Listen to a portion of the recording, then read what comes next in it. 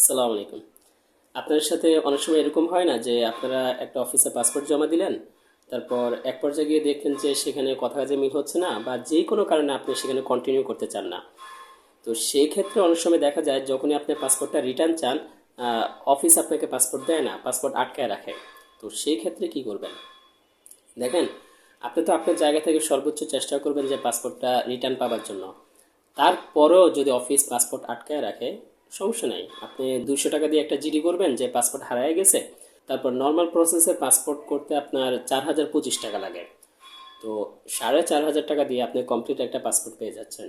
আমি আপনাদেরকে সবসময় বলি ভাই, যখনই আপনি বুঝবেন যে কথা কাজে মিল হচ্ছে না, আপনার সাথে একটা বলছে এখন করতেছে আরেকটা, বা যখনই বুঝবেন যে এখানে ফাঁদ তৈরি হয়েছে, আপনি সেখান থেকে সরে আসবেন। ভাই 2-4 টাকা গেছে, যাক, পাসপোর্ট আটকায় দিয়েছে, সমস্যা নাই। এই 50-60 হাজার টাকা আপনার 2-3 মাসের ইনকাম, তারপর লাইফ নষ্ট করা যাবে না।